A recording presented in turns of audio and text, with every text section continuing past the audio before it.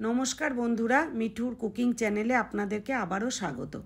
আজকেও একটা সুস্বাদু রান্নার রেসিপি নিয়ে চলে এসেছি, যেটা পরোটা, রুটি বা ভাতের সাথে দারুণ লাগবে খেতে। এখানে কিছু চিচিঙ্গা নিয়ে ভালো করে ধুয়ে নিয়েছি। তারপরে কিন্তু চিচিঙ্গাগুলোকে ভালো করে ছুলে নিচ্ছি। যদি ছোলার পরে খোসাটা ছাড়ানোর পরে যদি ধোয়া হয়, তাহলে যেহেতু এই সবজিটা থেকে জল ছাড়ে, সেই জন্য কিন্তু অনেক জল জল হয়ে যাবে, সবজিটা ভালো লাগবে না খেতে। তো সেই কারণেই আগে ধুয়ে নেবেন, তারপরে খোসাটা ছাড়িয়ে নেবেন। তো প্রত্যেকটা চিচিঙ্গা আমি আগে ধুয়ে নিয়েছি, তারপরে খোসা ছাড়িয়ে নিয়েছি। এরপর সামনে পেছনটা কেটে বাদ দিয়ে গোল গোল করে কেটে নিয়েছি, পাতলা পাতলা করে। আর তারপরে সেটাকে আবার মাঝখান দিয়ে কেটেছি। কিছু চিংড়ি মাছ নিয়েছি, ছাড়িয়ে নিয়ে ভালো করে ধুয়ে নিয়েছি, নিয়ে লবণ হলুদ মাখিয়ে কিছুক্ষণ রেখে দিয়েছি। যতক্ষণ চিংড়ি মাছটা লবণ হলুদ মাখানো রয়েছে, ততক্ষণ কিন্তু আমি চিচিঙ্গাটাকে ভালো করে কেটে নিচ্ছি। প্রত্যেকটা চিচিঙ্গা দেখুন, প্রথমে গোল করে পাতলা পাতলা করে কেটে নিয়েছি, তারপরে মাঝখান থেকে এইভাবে কাট দিয়ে নিয়েছি। ঠিক এমন করেই কেটে নেবেন। বড় করেও কাটা যায়, কিন্তু বড় করে কাটলে কি সেদ্ধ হতে বেশি একটু টাইম নেবে। আর এটা কিন্তু দুর্দান্ত ভাবে সেদ্ধ হয়ে গেছে, খুব সুন্দরভাবে সেদ্ধ হয়েছে।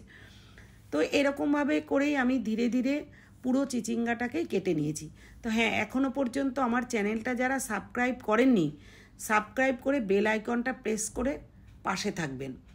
কড়াই বসিয়ে দিয়েছি গ্যাসে, 1 চামচ মতন সর্ষের তেল দিয়েছি, 1 টেবিল স্পুন দিয়ে ওই যে লবণ হলুদ মাখিয়ে রেখেছিলাম চিংড়ি মাছগুলো হালকা ফ্রাই করে নিয়েছি, খুব বেশি কিন্তু ডিপ ফ্রাই করিনি। এরপরে চিংড়ি মাছগুলো তুলে নিয়ে ওই কড়াইতেই আবারও 1 টেবিল স্পুন মতন সর্ষের তেল দিয়েছি। এটা কিন্তু খুব বেশি তেল মশলা দিইনি, ওই জন্য হেলদিও। 1 চামচ মতন তেল দিয়ে এর মধ্যে ছোটো চামচের 1 চামচ কালো জিরা আর একটা শুকনো লঙ্কা ফোড়ন দিয়েছি। দিয়ে ওই যে চিচিঙ্গাগুলো কেটে রেখেছিলাম, ওটা গরম তেলের ওপরে দিয়ে দিয়েছি। দিয়ে ভালো করে নাড়াচাড়া করতে হবে, একটু ভাজা ভাজা করতে হবে।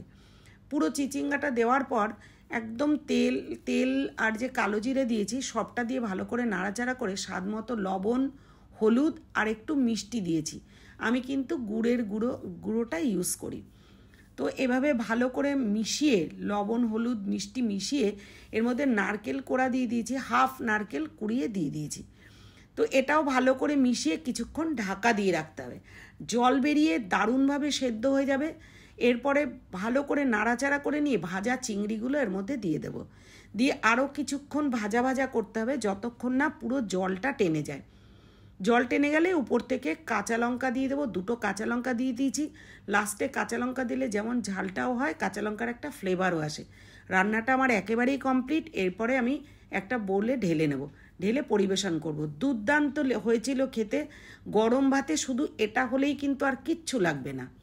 Thanks for watching.